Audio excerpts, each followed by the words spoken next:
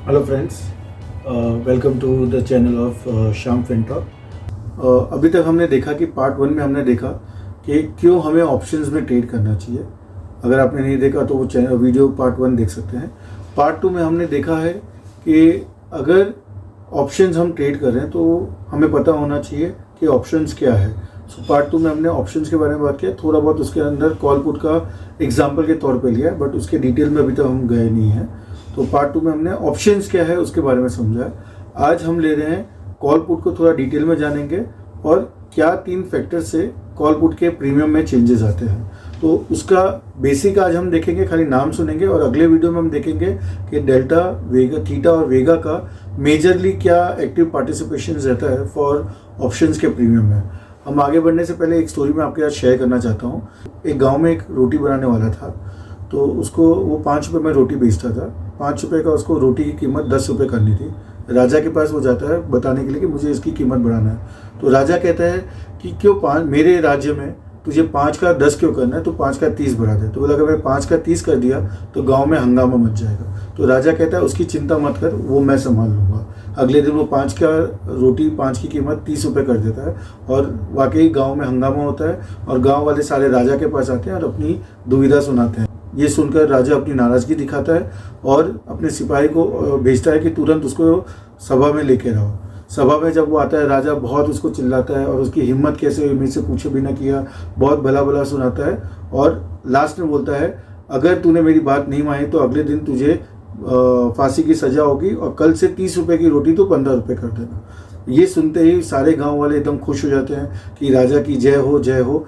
But अगर आप देखेंगे तो इसमें खाली गाँव वाले नहीं, राजा भी खुश है क्योंकि गांव वाले राजा से खुश है, गांव वाले भी खुश है क्योंकि 30 रुपये की रोटी 15 हो गई, बट एक्चुअली आप देखेंगे तो 5 वाली 15 हुई है।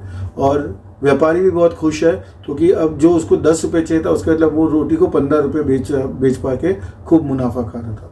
तो ये स्टोरी शेयर करने के पीछे रीज़न ये था कि अगर आप ऑप्शंस में ट्रेड करेंगे तो आपको तेज़ी में भी पैसा आएगा, मंदी में भी पैसा आएगा, और मार्केट में अगर कोई मूवमेंट नहीं होता थीटा के डीके के कारण, आप उसमें भी पैसा बना पाएंगे। और वेरेज इक्विटी में अगर आप देखेंगे तो या तो आप, जो मैंने पार्ट 1 में आपको बताया था उसका जस्ट ग्लिम्स में बात कर रहे हैं हम, कि या तो तेज़ी हो रही है तो ही आप पैसा कमा सकते हैं।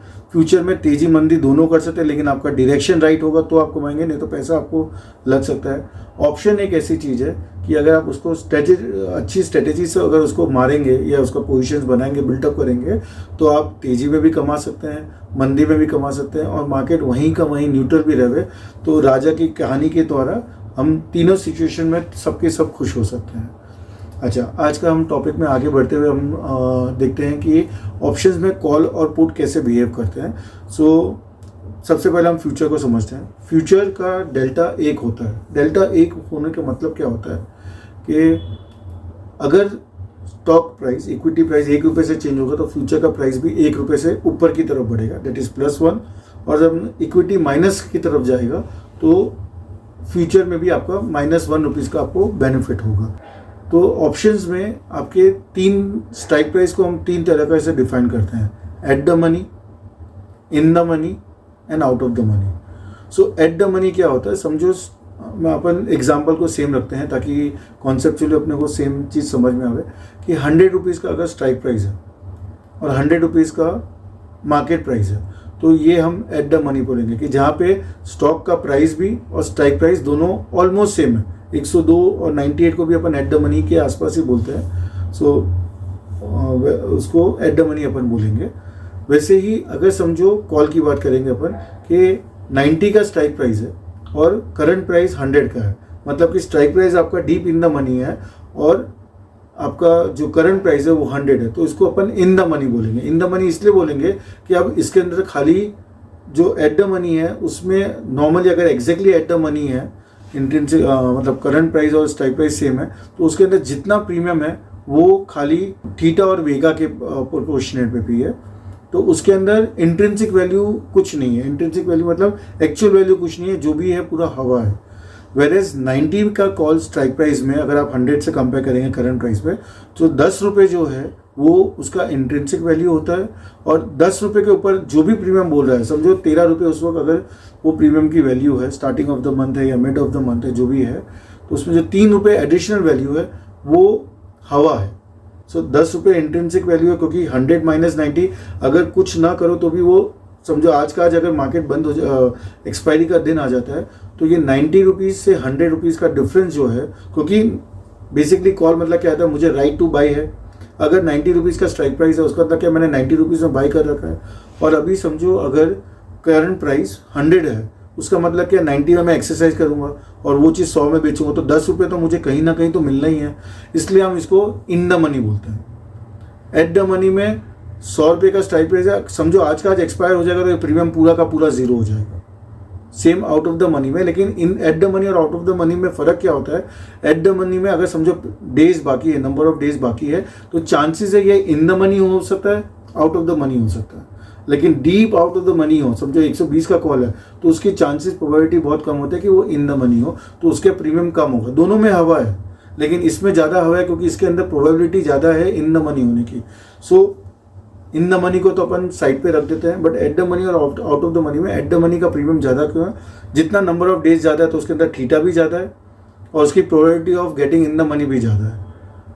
और यही चीज़ out of the money starting of the month में होगा तो उसका प्रीमियम ज़्यादा होगा, लेकिन जैसे जैसे दिन जाएगा, क्योंकि अब दिन कम बचे हैं, उसकी प्रोबेबिलिटी 120 आने की, भाव आने की कम है, तो वो उसका प्रीमियम घटते जाएगा। भले भाव 100 का 105 भी हो जाएगा तो भी 120 का प्रीमियम कम हो जाएगा, लेकिन 100 का 105 होगा तो एट द मनी जो है उसका प्रीमियम 5 रुपये तो मिनिमम हो जाएगा, बिकॉज वो अब 5 रुपये उसके अंदर इंट्रिंसिक वैल्यू आ चुकी है। उसके ऊपर भी वो 2-3 रुपये बोलेगा, क्योंकि अभी भी टाइम पीरियड बाकी है, प्राइजेज और ऊपर जा सकते हैं। और जिस दिन एक्सपायरी आएगा, समझो 105 पे बंद आएगा, तो 100 का स्ट्राइक प्राइस का इंट्रिंसिक वैल्यू 5 होगा, इसलिए 5 रुपये प्रीमियम होगा, 90 का 15 रुपये होगा और 120 का 0 हो जाएगा। सो ये मेरे ख्याल से आपको एक ब्रीफ दिया है, इसको एक बार आप रिपीट करके सुनेंगे तो आपको eight the money, in the money और आउट ऑफ द मनी का कॉन्सेप्ट समझ आएगा। पुट में इसका एग्जैक्टली उल्टा होता है, 110 इन द मनी होता है, बिकॉज यहाँ पे आपको राइट टू सेल आता है। तो राइट टू सेल मतलब अगर मैं 110 में राइट टू सेल है, मार्केट 100 है, तो मुझे 10 रुपये का मुनाफा होगा, इसलिए वो इन द मनी हो जाएगा। एट द मनी मतलब 100 रुपये का स्ट्राइक प्राइस है, 100 रुपये का करंट प्राइस है, तो वो एट द मनी हो जाएगा, क्योंकि इसमें चांसेस प्रोबेबिलिटी है, लेकिन नहीं भी हो सकता है, हो भी सकता है। तो वो चांसेस के बेस पे इसका प्रीमियम ज़्यादा होगा, क्योंकि हवा ज़्यादा होगी, इंट्रिंसिक वैल्यू कम होगी। तो इन द मनी में intrinsic premium wise in the money ज़्यादा वैल्यू का होगा, क्योंकि उसके अंदर इंट्रिंसिक वैल्यू बैठा हुआ है। लेकिन आप अगर ऑप्शन सेलिंग का काम करना चाहते हैं तो उसमें आपको ये मालूम चाहिए कि एट द मनी का जो एक्सट्रिंसिक वैल्यू है, जिसके लिए हम ऑप्शन सेलिंग का काम करते हैं, थीटा और वेगा के लिए, वो हाईएस्ट होता है। एट द मनी का वेगा भी हाईएस्ट होता है, एट द मनी का थीटा भी हाईएस्ट होता है, और आउट ऑफ द मनी का वेगा कम होता है compare to at the money का, और उसका जो थीटा वैल्यू होता है वो भी कम होता है, बट वो ग्रेजुअली जैसे टाइम जाएगा उसका डीके फटाफट होगा। अब अगर हम देखेंगे कि ये तो हमने eight the money in the money का कॉन्सेप्ट समझ लिया, कॉल और पुट में भी समझ लिया कि रिवर्स होता है। सो अब कॉल का डेल्टा, जो मैंने पहले बात की थी, फ्यूचर का डेल्टा 1 होता है, वैसे ही कॉल में एट द मनी का डेल्टा 0.5 होता है, इन द मनी का डेल्टा 1 या 1 मैक्सिमम है, लेकिन वो 0.8 से 1 के बीच में होता है। एट द मनी 0.5 से 0.65 के आसपास होता है, और जो deep out of the money होता है, मतलब 120 की जो बात करें, वो 0.1 से लेके 0.25 जितना होता है। सो ये जो एक क्राइटेरिया है, ये हमें इसलिए इंपॉर्टेंट है। और मैंने आपको बताया कि जैसे फ्यूचर का डेल्टा 1 है तो 1 रुपये के प्राइस मूवमेंट में आपको 1 रुपये का बेनिफिट होता है, वैसे ही जब एट द मनी होता है तो वो 0.5 डेल्टा होता है, और वो 0.5 वाला अगर समझो 1 रुपये स्टॉक मूव होगा तो इसमें आपको 50 पैसे का बेनिफिट होगा। इसके डिटेल में डेल्टा, थीटा, वेगा का जब हम डिटेल में बात करेंगे तो और समझेंगे। ये मैंने आपको एक बेसिक कॉन्सेप्ट बता दिया। तो अब कॉल लेना, बाइंग करना मतलब क्या होता है कि मुझे राइट है, तो जब जब मुझे तेज़ी का मूड होगा तो मैं उसमें कॉल बाई करके काम करूँगा, ताकि अगर प्राइस में अपसाइड मूव होगा तो जो डेल्टा ऑफ कॉल है वो मुझे अपसाइड मूवमेंट पे बेनिफिट देगा, लेकिन अगर वो नीचे जाएगा तो वो उसका बेनिफिट, उसका जो प्रीमियम है वो डीके कम होते जाएगा, और टाइम खत्म हो जाएगा तो वो प्रीमियम भी 0 हो जाएगा।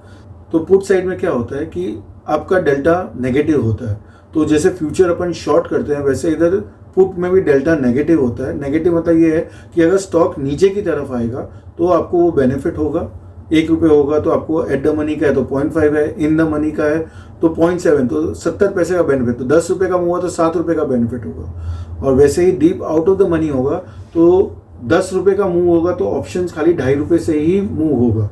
तो ₹2.5 बहुत बड़ा अमाउंट होता है, बिकॉज आपका वहाँ पे इन्वेस्टमेंट ₹1 का होता है। तो ₹1 में 2.5, तो परसेंटेज टर्म में आप देखेंगे तो आउट ऑफ द मनी का ज़्यादा रिटर्न मिलेगा, एट द मनी में कम मिलेगा, इन द मनी में कम मिलेगा।